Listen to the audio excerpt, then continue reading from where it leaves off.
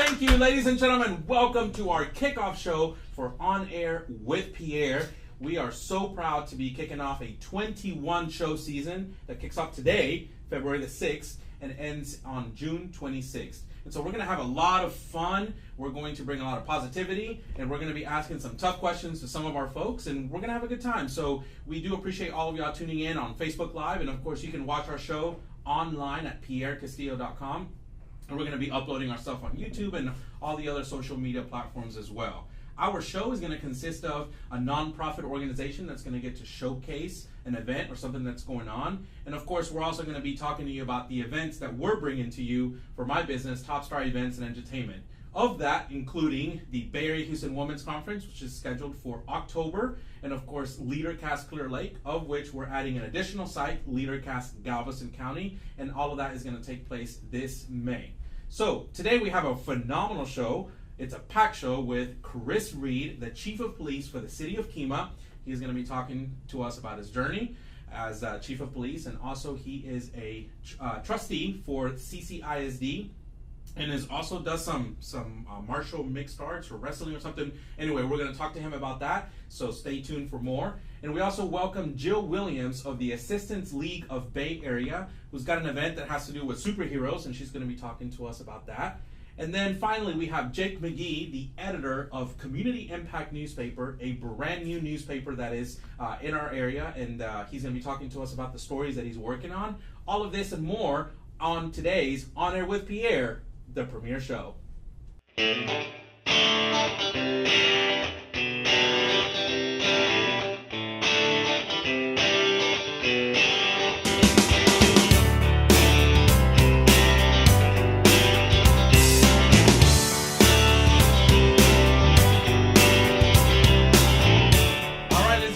Back from a short break, and we are ready to welcome our first guest, the Chief of Police of the City of Kemah. Please help us welcome Mr. Chris Reed. Yeah!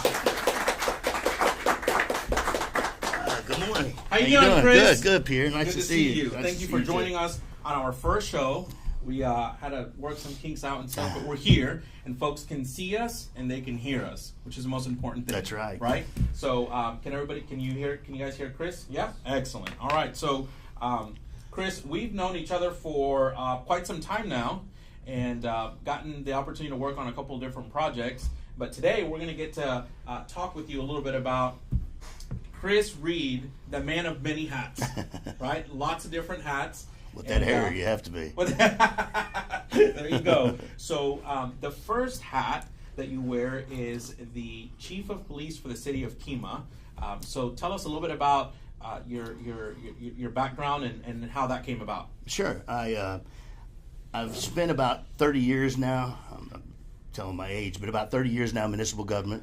Okay. Started off as a patrol officer in League City, and then was League City administrator, and then moved on to Nassau Bay for about 7 years as a city manager, and then retired, and then had an opportunity. Kemah had called me, asked me to fill in while we looked for a chief, and I filled in, and I enjoyed it. I had a good time. So this was a fill-in, yeah, right? And, so I had a good time. You know, they got a bunch of great folks there. Sure. Great elected officials. The residents are very supportive. So it's, and it's a very unique place. Kemah is very unique. It's not like any place I've ever worked or could even imagine. I mean, you got, only 2,000 residents, but you have about 4 million to 5 million visitors a year. Wow. So the staff for it, and is that mostly because of the Kemah Boardwalk? Because of the Kemah Boardwalk, okay. Right. Perfect. So it's a really unique place to police and to staff, and so it's a learning experience, I think, every day. I don't know if there will ever be a point where you're not learning in a situation like that. Okay. And so when you talk about this dynamic of the residents, right? There's 2,000 residents, right. Is that what you said? And then 4 to 5 million people that are visiting this city every single year, right? So what type of things have you learned along the way? I'm sure you've had some conversations with citizens, right?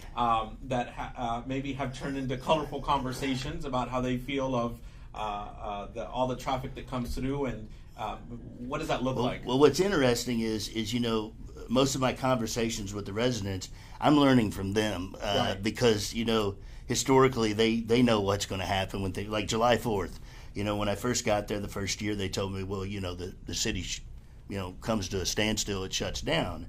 I've been places where it's really crowded and there's a lot of traffic, so I'm thinking it's going to be like that. Right. No, when they say standstill, shut down, they mean we don't have another room for another vehicle in this town. Wow. Okay. So yeah, it's an incredible situation that many people come for just fireworks, but it How does. How many people are part of the police force? We have about 20 sworn officers, including myself. Okay. And so, which makes it unique to try to schedule for that. Right. We're lucky that the boardwalk themselves hires officers off duty to work security at the boardwalk. Okay. So that kind of assists us, because without that, there's no way we could staff, for what the boardwalk would take the staff, because they've got events going on from Thursday night all the way through Sunday night. So there's this sort of like normal rotation that you run with the 20 officers that you guys have. Right. And then during the peak times for the Kemah Boardwalk, there's additional help that's coming down from them. And without that partnership of them doing that, we would be in a bind. We'd have to hire quite a few extra officers, but we've got a great relationship with the boardwalk. I'm assuming that at some point too, with the task force of 20 sworn-in officers that you lead, that sometimes they feel a little bit pressured, right? And like, hey, this might be a time where we might call in the extra forces, right? And right. When we talk about leadership and having just authentic conversations with whether it's folks that work within your department or working with the other city officials as well, what do you think is an important piece of that formula so that it's successful? Well, it's changed recently over time. I mean, we all know from the media in the last few years the attitude towards local government is taking a downturn. Sure. For years, I think the statistics were about 30% of citizens supported or had confidence in the federal government, and that was pretty normal, 30 to 40%. But usually 70 to 80% was supportive of their local government, and that local government number has really dipped. Really? And and I think we have a lot to do with it. I think that us as a profession, we didn't cultivate those relationships and take advantage of them when we had them. Right. And so now I think we've seen the importance of that, because we know that without the residents' support and communication, we're not effective. I mean, you just get lucky every once in a while, but you're not going to be effective. So I think that the shift has turned more back towards cultivating those relationships with residents and providing two-way communications. Social media has been a huge help with us because it's two-way communication. Right. And putting out information. Nowadays, everybody's on Facebook, so everybody adult. Let's talk about that a little bit, because I think it's very important obviously we're streaming to a live platform right now. Right. And social media has evolved and continues to evolve. When it comes to communications between local governments, municipalities, and their either constituency or visitors, right? People from surrounding communities.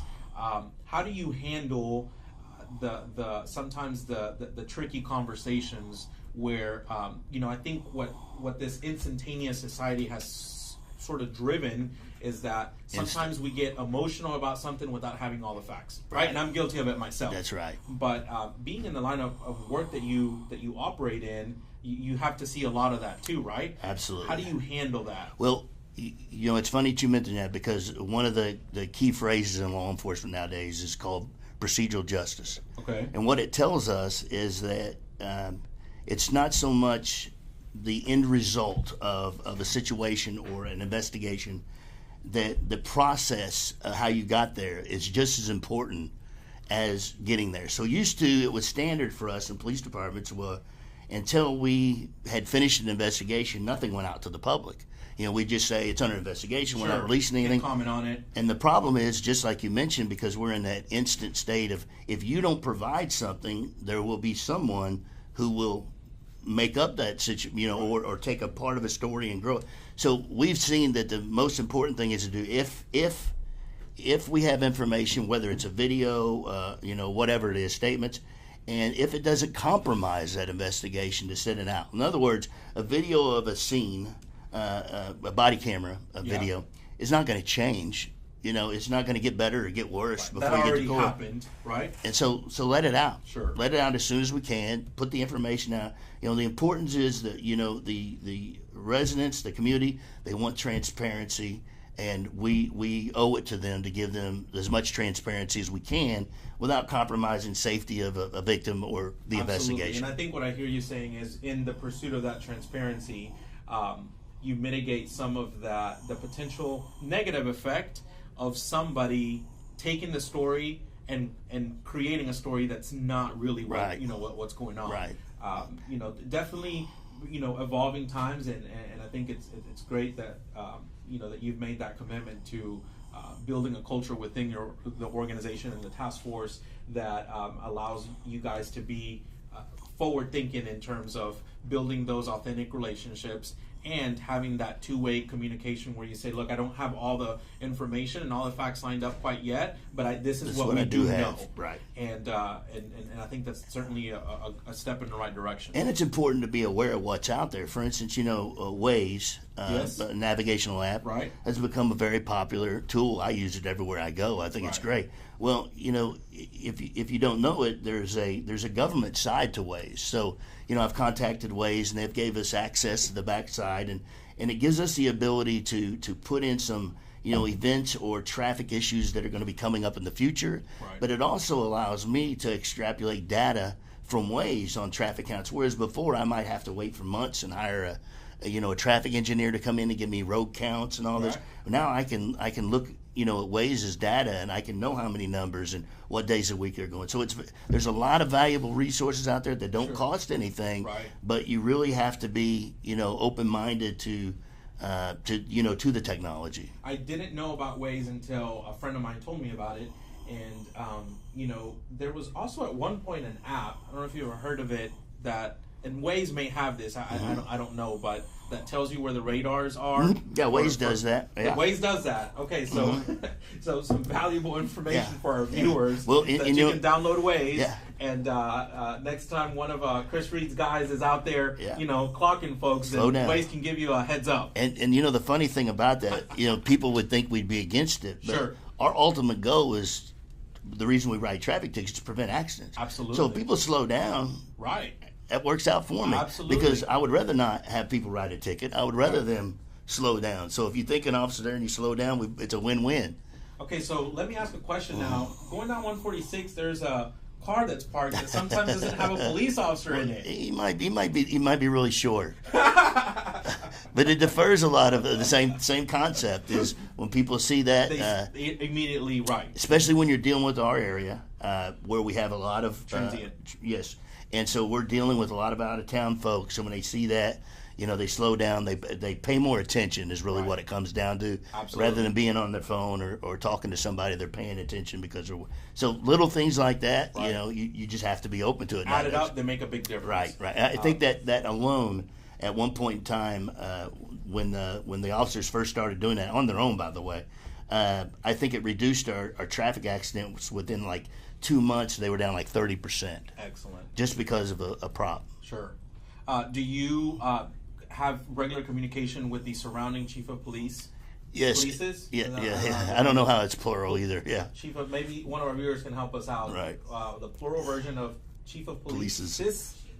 Yes. Chiefs of police. There you go. We have an educator in the room. We have Amy, who is our publicist / phenomenal copywriter and stuff, and so she knows. Yeah, we communicate quite often, and fortunately for me, I've known most of them for a very long time and sure. have long relationships with them because we all know that, especially important with law enforcement because crime doesn't have borders. Correct. So they may be coming in one city to burglarize and then buying their drugs in another city, but it's right. the same folks that are going back and forth. So we've taken it a step further in our area, and we all share the same software. Okay. So if you've been handled in another city and it's in the computer system, the database, you'll be able to see we'll be able to see that too. So if I get pulled over in LaPorte mm-hmm. and I get a warning, does that warning go into the system? I couldn't tell you exactly. But I wouldn't think the warning, but the traffic stop certainly would. Certainly does. All right. Yeah. So then there you have it. If you're just now tuning in, guys, we are on in the inaugural show of On Air with Pierre Season 1, and here for our kickoff show we have Chris Reed, Chief of Police of the City of Kemah. We want to thank you, Chris, for coming to talk with us. There's a couple of other hats that you wear, and another hat that you wear is you are a trustee for Clear Creek Independent School District, so on the board of trustees for the school district. Tell us a little bit about that. I've been a volunteer for CCISD for about 25 years. My wife is a school teacher, and so that's how it gets started. You're trying to help your kids out. You're trying to help them out, and then I just always enjoyed it. We've always had tremendously good leadership, at least in my my time period here in the area, and so it was always fun to be involved with. And then I always had a desire to run for school board. But I had someone that lived in my district, lives right down the street, and Wynn Weber, and she did such a great job. I'd never want to interfere with that. So I just let it known that, hey, if you're ever bored of that, you're ever moving on, keep me in mind. And, you're catching like the real stuff right here, right? This is how before how you things make it really to work. that part of your career, you've already thought through like, hey, here's a person that's currently in place, and this is the conversation I have with that person in case we're ever bored. They can call me up, and I'll be ready to. So that happened. That happened in May of 2016. I was very fortunate enough not to draw an opponent, and so I was officially sworn in to the school board, and boy, that's a busy job. I believe it. Absolutely worth it. It's extremely rewarding. Sure. One of the most rewarding things I've ever done. But it is a lot of work. You figure, we over 42,000 kids in our school district, and with the growth, that's very diverse. Right? Yes, very. And for March 6th, we're going to be having Dr. Greg Smith on our show. And so we're going to talk with him about CCISD, the future of CCISD, what's happening with the state of education and the growth in the schools and the redistricting and absolutely. How many people on the board? There's 7 of us on the board. Okay. And we serve 2-year terms. Okay. Oh, I'm sorry, 3-year terms. 3-year terms. All right. Yeah, I'll cut myself short there. Right. Doing my numbers. So, and it's probably, no, it's not probably. It is the most, I think, effective board I've ever been on of any committee or anything. I mean, we come from a variety of different backgrounds, and a lot of the folks that are on the board, I really didn't even know before I was sworn in. But they're helpful. They pay attention. They all kind of have their own little special interests that they pay attention to. Absolutely. That they, their background suits them. So it's very functional and cooperative. Right. And I enjoy it. But it's, like I said, it's a lot of work. And it seems like there's layers of the in the education world where you've got the local, right, the local level, and then you have the state level, right, which influences and plays very much into what happens at the field, right? Absolutely right. And then federal is obviously also important, but am I correct in assuming that there's not as much of an impact than there is with the things that you guys have to deal with at the state level? Yes, but what you'll see the federal level wants to kind of move in a direction, whatever it may be, and the state level kind of follows that suit. Okay. Whatever it may be. Gotcha. And one of our biggest issues in education, period, in our state is education finance. It's extremely complicated process and law. And it's very difficult to overcome some of the obstacles that we do. Where we don't have a lot of say in our revenue, and that's what it comes down to. We do have a lot of say we don't have a lot of say in our expenses when you figure personnel and make up the majority of your budget, and then the state has a requirement on how many personnel per child you have, and we have a very thin, and very proud of them for it too. But a lot of schools are accused of being top heavy, and we don't have that. Our school district is very lean on the top. I mean, it's functional, but it is very lean on the top. So we do our best because of this growth. We're asking the taxpayer. They supported the bond we had. We know we're going to eventually have to have another one. Yeah, 2 years ago. It was a year I ran. And we know that sooner or later we're going to need another one because of the growth. And Absolutely. the good thing about it is, a lot of times the growth will pay for it because of new residents coming in, or providing a tax base to help pay for that growth. But it is difficult because some folks just they don't want to spend any money at all, Right. and I understand that. So we have an obligation to them to make sure that what we do is as efficient as we can and responsible to the taxpayer, both that have children and those taxpayers that don't have children. Absolutely. They say the communities that have the most amount of value from a real estate standpoint are the ones that have the better schools, the better education system, right? And so and we know in our area that, at least in my opinion, that CCIST is the number one economic driver in our area. Sure. I mean, that's why people move down here, and we know that most people, that's one of the first things they check out when they move to an area is the school district. So we're very fortunate, and we can associate a lot of our growth to having a good. It's a double negative. It's to having a good school district. Well, I feel like not just with the conversation we've had about the city of Kemah, but also this conversation we've had about education, that we could spend tons of time talking about this. But before we go to our next short break, we're going to ask you, Chris, because I've actually don't know a lot about this, but I see on social media, on Facebook and stuff, that you're involved with some wrestling, or you're a referee. Tell me a little bit about that. It's you could tell he's from Texas because they call it wrestling.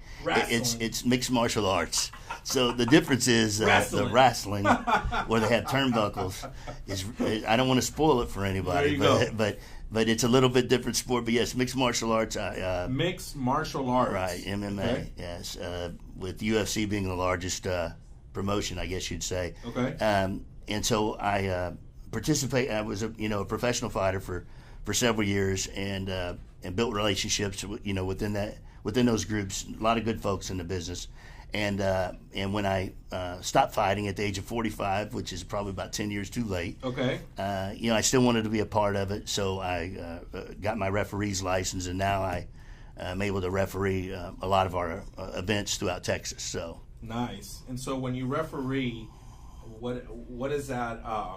It's scary. You're in the middle Yeah. of the action. Yes. And you better be watching. Yeah. 360. It right? just it's so unusual because when you're in there as a participant, you're kind of focused and you don't know what's going on, and you're just focused on one thing.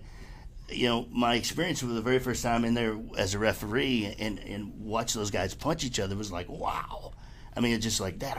It's just it's scary, right? Because you have a calm mindset and you're watching everything go on. Absolutely. So there's a huge difference of being in there. And obviously, one of my reasons I wanted to be involved with safety is very important to me because these young fighters out there, they're most of them aren't going to make a living at that. And it's important that they have their faculties together. Absolutely. So that they can make a living for their family and they can enjoy this as a hobby, or right.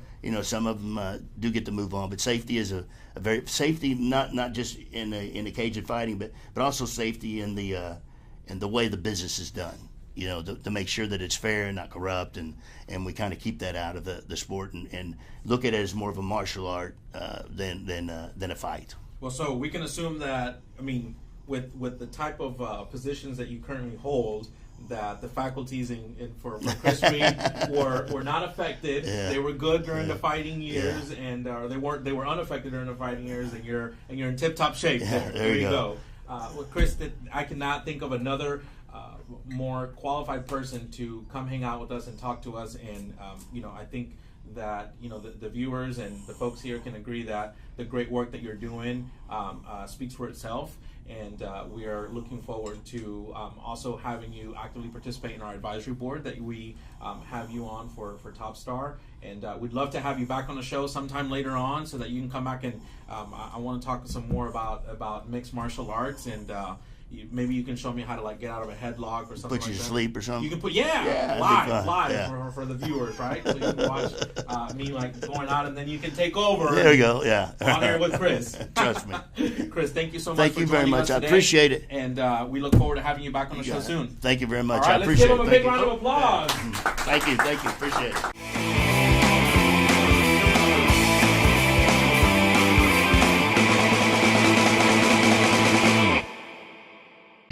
Every meeting and group event deserves to be at South Shore Harbor Resort. From extravagant to intimate, trust us to make your next business event a success. Perfectly located just 30 miles south of Houston, South Shore Harbor Resort is the largest full-service waterside resort in Southeast Texas.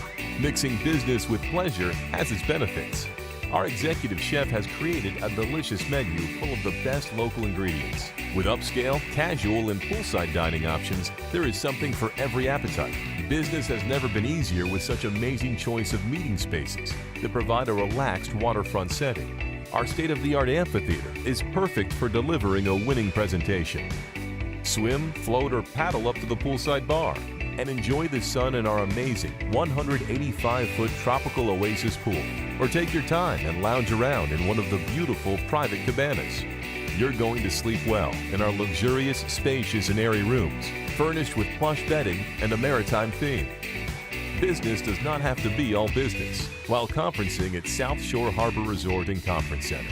Memories made here. Hello, my friends. Have you heard about the new way to get a car? That's right. It all happens at 500 Below Cars, where you can get a new car in 3 easy steps. The first step is choose your monthly payment, $3, $4, or $500. Whatever fits your budget, we'll make it work here at 500 Below Cars. Next, you're gonna get to choose from a wide selection of cars right here in the showroom, or you can shop online at 500belowcars.com. And third, get approved. It's easy. All you have to bring is a copy of your ID, proof of income, and a utility bill. So we'll see you here at 500belowcars.com.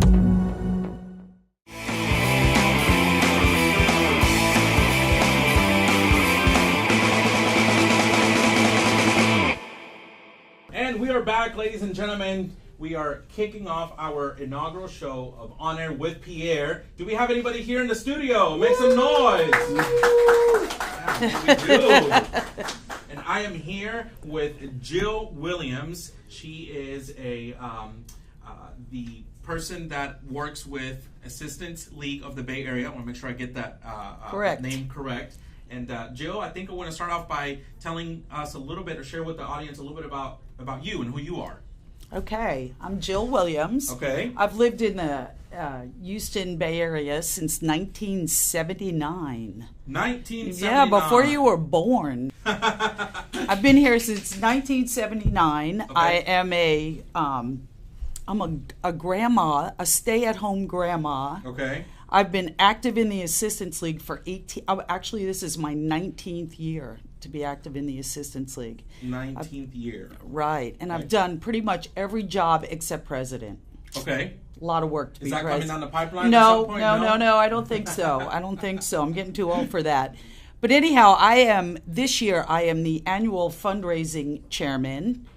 And actually, this is my 3rd time to do our annual fundraiser. And this year we're having a superhero birthday bash to celebrate the 25th birthday of the Assistance League of the Bay Area being a chapter. Birthday bash. Yes. That is really cool. We're having a superhero birthday bash at Lakewood Yacht Club. Okay. Saturday night at 6 p.m. We have a wonderful reverse raffle. We have a custom-made Superman golf cart that we'll be raffling off. First prize, or actually it's last prize. A reverse raffle works where we've printed 300 tickets, and about every 10th ticket is a winner, and you get a $100 or more prize. Nice. And then the last 3 tickets, the third to last ticket drawn is a $500 gift card to Frank & Sons jewelry store. Okay. And then our second to last prize is a $1,000 gift card to Lewis Jewelers. Woohoo! Wow. And then our last prize, which is the first prize in a reverse raffle, is our custom-built Superman golf cart from Golf Carts of Houston and Baycliff. A Superman golf cart. It is awesome, and you can go on our website, Assistance League. Okay. Bay area. No, it's assistanceleague.org. Okay. Bay area / and you can take a look at all the pictures of the superhero birthday bash and the golf cart. Tickets are available. You can get information online on how to purchase tickets. Okay. They're also available at our resale shop. Our Okay. Clear Where's Lake. your resale shop located? Our resale shop is located at right before the railroad tracks on Nassau Road 1 and Highway 3. Okay. And you have to go on the website for the exact address. And Highway 3. Okay, so Yes. you know with Google these days, Yes. you just got to make sure that you're putting it in the right place, but go and visit. So let me just recap some of the great things that you've talked about, Jill. You've been a volunteer for 19 years. The folks that are just now tuning in, we're in the inaugural episode of On Air with Pierre. We, in our last segment, talked with Chris Reed, Chief of Police for the City of Kemah, and now we're talking with Jill Williams. She is the fundraising chair for a phenomenal organization called Assistance League of the Bay Area. Of the Bay Area. And she herself has been a volunteer for 19 years. And they are actually celebrating as an organization 25 years, right? Right, as a charter chapter, okay? Yes. And so I'm assuming there's a couple of different layers of the organization. There's a local chapter, a state, and a national. Does that? Well, there's a national chapter and then local chapters. Okay, perfect. And so as a local chapter, you've been around for 25 years. We have been chartered for 25 years. We were actually an auxiliary of the Houston Assistance League for 5 years prior to that. Okay. So we've been around for 30 years, but 25 years in the organization that you're in now. Correct. And as a result of that, they are celebrating with a superhero birthday bash. We are. Really cool. Are there going to be some superheroes in attendance? Yes, of course. Okay. Anybody can come as their favorite superhero. And a superhero doesn't have to be Batman, Spider-Man. It could be whoever your superhero is. Absolutely. It could be your mom. It could be anybody that you consider a superhero. Jill, what would you say the key mission of the organization is? Okay, I brought some notes. Okay. I brought a cheat sheet just so okay. I can Absolutely. give you some of the highlights of We're live, our so go organization. ahead. Okay. Yes. Last year we distributed over $280,000 to the community. Okay. That is money that is raised in our community and distributed in our community. We have no paid employees. We are an all-volunteer organization. So it's something to be crazy proud of. We have all Assistance League chapters are part of a national program called Operation School Bell. Operation School And Bell. Operation School Bell, every chapter kind of takes on its own version of Operation School Bell. In our particular chapter, we dress children from kindergarten through high school, and we partner with Kohl's. The kids come, they're given a budget, they get to go through Kohl's, pick out school-appropriate clothing. We have dress codes for all the different schools. And last year alone, we clothed 2,700 kids in the Clear Creek, LaPorte, Dickinson, and Galveston area. So you guys really have a reach beyond just CCISD, but also the entire Bay Area. Correct. You mentioned LaPorte, Baytown, and so that's definitely something good for folks to know. Do you guys have a Facebook page? We do have a Facebook page. Okay, and so for our viewers, if you want to know more information about that, you can go and find out information about the Assistance League of the Bay Area. Once again, their superhero annual birthday bash takes place. What's the date on that? That is this Saturday, February 9th. Saturday, February the 9th, and it's at Lakewood Yacht Club. You can also purchase tickets for that by visiting the resale shop. You can go online, but you can also go to the resale shop and go and check it out. The resale shop has lots of fun things where you We have an award-winning resale shop, but we have I just want to tell you about a few other projects really quickly. Please. We also have our Operation Cinderella project where we clothed over 125 kids last year for proms who otherwise would not be able to go. That's a great project. You can go down and you can participate in that at the resale shop. We have community outreach where we support classrooms. We've given funding for grants in CCISD and LaPorte and Dickinson teachers to purchase materials for the classroom. We have Operation Support Our Schools where we gave last year over $10,000 in nutritional support to kids that otherwise would not have anything to eat. Wow. They give food to kids on Friday afternoon so that they have something to eat through the weekend. I mean, amazing things that we do. We also started a new program in the last few years called Assault Survivor Kits. which is this is a sad program, but a much needed program.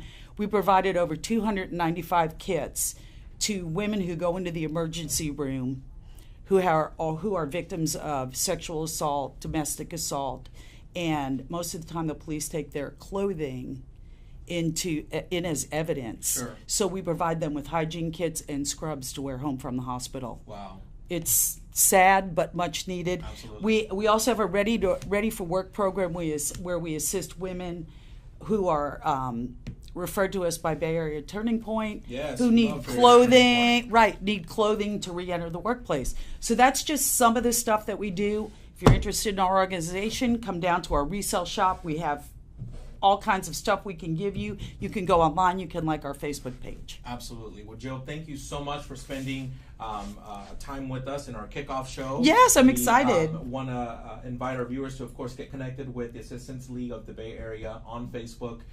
Go and visit them at the resale shop. And if you'd like to go and hang out at the Superhero Birthday Bash that takes place on the 9th of this Saturday at Lakewood Yacht Club, come on out and live dancing to Password. Live dancing, and there you go. And thank you, Jill, once again for joining us here for On Air with Pierre. Let's give Jill a big round of applause. Woo! Thank you. Thank you so Thank much. you for having me. Oh, wait, I forgot to give you your boom bracelet. Yes. All right. Boom. There you go. All right. Boom. Congratulations on your first show. Awesome. All right. We're going to take our final last break, and then when we come back, we're going to be talking with Jake Magee of Community Impact Bay Area Newspaper. We'll be right back.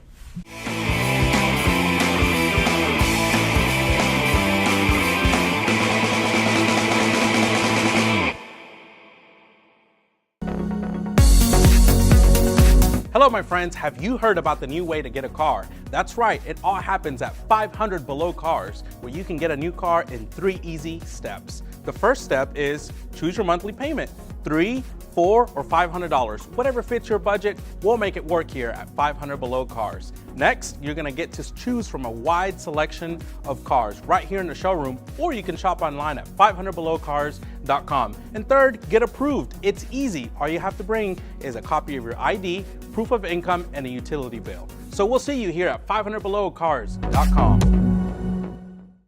Every meeting and group event deserves to be at South Shore Harbor Resort. From extravagant to intimate, trust us to make your next business event a success. Perfectly located just 30 miles south of Houston, South Shore Harbor Resort is the largest full-service waterside resort in Southeast Texas. Mixing business with pleasure has its benefits. Our executive chef has created a delicious menu full of the best local ingredients. With upscale, casual, and poolside dining options, there is something for every appetite. Business has never been easier with such amazing choice of meeting spaces that provide a relaxed waterfront setting. Our state-of-the-art amphitheater is perfect for delivering a winning presentation. Swim, float, or paddle up to the poolside bar and enjoy the sun in our amazing 185-foot tropical oasis pool. Or take your time and lounge around in one of the beautiful private cabanas. You're going to sleep well in our luxurious, spacious, and airy rooms, furnished with plush bedding and a maritime theme. Business does not have to be all business while conferencing at South Shore Harbor Resort and Conference Center. Memories made here.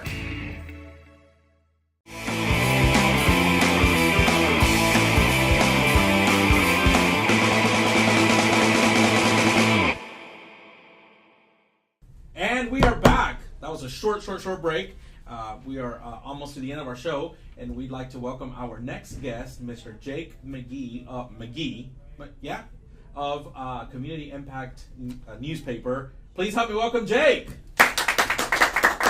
Jake, how you doing? I'm good. How are you? All right. So first, I want to talk about you. Tell us about a little bit about your background and how you got involved with Community Impact. So I'm originally from Wisconsin, actually, very cold. I grew up there in southern Wisconsin, and I attended a local college there, got a journalism degree, and immediately started working for my city's daily newspaper. And I just had a calling to go somewhere warmer, go somewhere bigger. Somewhere warmer. Yeah. In what place to go someplace warmer than Houston, Texas? Yeah, good choice, right? So I started looking for jobs, and I found one in June, being an editor for Community Impact. We have several papers and we just launched in the Bay Area. Okay. And so that was this past summer. Yeah, right? we launched. Our first issue came out in August, so we've had like 6 issues. Is this the first paper that you've launched as editor? Yes. And so tell me a little bit about that. Yeah, that's challenging because I came in and already people above me had already figured out, what some stories are to follow, because I just came here with no idea about the area. Right. And quickly got acclimated to the beats I would be covering, school district and League City, Clear Lake Shores, Nassau Bay, Galveston County, all these things. And I just dove right into it and just started attending meetings, talking to people. And there's a lot of things happening in this area. I'm quickly learning. Our January issue, we rounded up stories to follow throughout 2019, and I came up with 10. And I easily could have done 20. I mean, there's so much going on in this area, and it's all big stuff. Spaceport and the Texas coastal barrier. There's just endless news. So. Well, and I would tell you and share with our viewers too that part of the reason we decided to launch this project is because there is a lot going on in the area, and folks, when they ask, where are you from or where do you live, and we say Houston, and I typically say Houston by NASA or Clear Lake or the Bay Area, and we're sort of our own kind of operation to a degree, right? And I don't spend a ton of time inside the loop, but there is plenty just in this Bay Area part. And so I think a paper like this, a newspaper, was something that was definitely very needed. Yeah. And so tell me about your favorite story that you got to cover from last year, and then we'll spend a little bit of time talking about what's coming out in the next issue. Yeah, so my favorite story from last year I already mentioned was the Houston Spaceport. Okay. One of the coolest things about this job is that NASA is within my beat coverage. Absolutely. Which is just insane to me because, as a kid who didn't want to be an astronaut, Right, so it was really cool to talk to the officials behind that project and learn about where the future is in like aerocraft and stuff like that. So it was super cool to learn about that entire project and where it's going to go, and I'm excited to follow it over the next years. There's some more things that are going to be coming down the pipeline as far as the things that you're going to be covering for the spaceport. Definitely. This month they're going to break ground on putting in roads out there, and that's going to attract developers that are going to come in and just that are doing space industry related things, and they just want to grow that place into a huge place and eventually have spaceport, which is like a commercial airport that takes residents on supersonic flights to different destinations, and that's probably decades away, but that's the goal, is to make Houston a place for that. So I'll share a couple of secrets. One is, I don't know if this has ever happened to any of you, where you are on YouTube, where you watch a video on YouTube. We were actually talking about this with our production manager, Mr. Luis, and when you watch a video on YouTube and you get the recommended on the side, I don't know if that's ever happened to any of our viewers, but then you click on that video and then you look at your watch, and 4 hours later, it's 3 a.m, and you're like, what happened? I've got to get up early to go to work tomorrow, right? So, but the reason I share that is because typically that happens when I'm watching videos of the future, right? So it's like our world in 2050 and the transportation of tomorrow and the ways that we're going to advance as a human civilization, and then I'm just clicking and clicking and clicking, and 4 hours later, I am. It's a rabbit hole. Yeah. You can get lost for sure, but it's also interesting. Yes, and so what a great, I think it's, what I hear you say is, growing up and you see people talk about NASA and space and travel and all that stuff, and you get to cover that kind of information and what's happening. So tell us a little about the paper. Comes out and gets mailed to folks to their homes. Yes. And in the Clear Lake area. Yes. And there's some zip codes that are going to be added down later this year, I think, is we want to expand to Kemah and Seabrook. Okay, cool. Definitely. So our folks that are watching from Kemah and Seabrook, be on the lookout, because the paper is coming to you. And the paper drops every single Friday, or the first or Friday. Is there a schedule? On it's how that roughly it varies, but it's roughly the first Friday of each month, and that's when it's supposed to hit mailboxes. Sometimes it doesn't get to mailboxes until about so Monday. Give or take. Which means that you just came out of deadline. That's right. And you are now sort of in I don't know what it's called in the journalism world, but the dead space between when you've sent everything off and when you have to start working again on the next paper. So the February issue of Community Impact hits mailboxes this Friday. Correct. Right? So today is Wednesday. Do you have a little sneak peek about what's going to be in that paper? Yeah, definitely. First of all, I want to say that you can go onto our website, communityimpact.com, and we post basically every story that's in the paper online. to go online roughly when it hits mailboxes. So Okay. you can get sneak peeks there sometimes, because sometimes stories go up on Thursdays. But we're getting an even more of a Yes. sneak peek right here on Air with Pierre. So Perfect. our lead story for this month is about a controversial road project in League City. Okay. For over a decade now, League City has been pushing to expand Palomino Lane over Clear Creek. Yes. And neighbors in that area are not happy with the idea. They think it's going to increase flooding, decrease property values, and they've looked at all this data and concluded that it's not going to save residents much time. It's going to be very costly. And what's interesting about it is less than a mile down the road, TxDOT wants to expand Landing Boulevard over the creek. So they think, these residents think, if you're going to expand Landing, why expand Palomino? Absolutely. However, the city has done studies, and they believe that they like redundancy in their crossings. About one every mile makes sense. Sure. Especially when you consider road projects.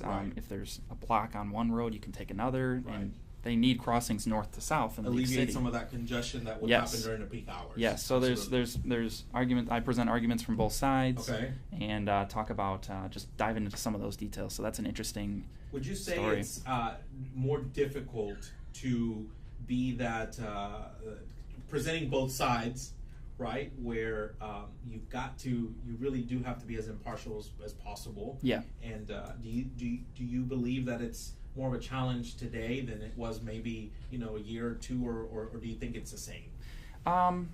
Personally, I think it's the same. For myself, I have no problem being impartial. That's one of the things I love about Community Impact, is one of our tenets is we're unbiased, and we're just going to give you the facts and you draw your own conclusions. We don't get political or anything like that. So for me, because I have no horse in that race, it was just easy to go to the neighbors and say, tell me your side, and then go to the city and say, tell me your side, and just present both arguments. And it doesn't matter to me personally, so it's no problem for me to just present the facts. Absolutely. Well, once again, we're sitting down and talking with Jake Magee. He is the editor of the Community Impact Bay Area newspaper, just launched in the summer. And Jake, hopefully we can have you back on the show, once a month or every now and then, to come and talk to us about what stories you're covering. Yeah. And bring us the juicy ones, the controversial ones. That's the one that I think our audience wants to hear. And we thank you again for joining us for our kickoff show, and hope to have you back again soon. Yeah. Let's give Jake a big round of applause. Thank you. Thank you so much for joining us. Yeah. And to all of our audience and our viewers, thank you for joining us today for the inaugural show of On Air with Pierre. Next week, you do not want to miss next week. Tell your friends, tell your neighbors, because Christina Wells, America's Got Talent semifinalist, is going to be on the show. We're going to be asking her what she's been up to, what she's got in the works for 2019. She's got some really cool projects. And then we also have the American Heart Association from the Bay Area that's working on their upcoming big event. So we have Miss Sarah Martin, who's going to be on the show, and we're going to be talking with her. So don't forget to tune in to On Air with Pierre. You and I have an appointment every single Wednesday at 11 o'clock. Thank you guys so much for joining us, and we'll see you again next week.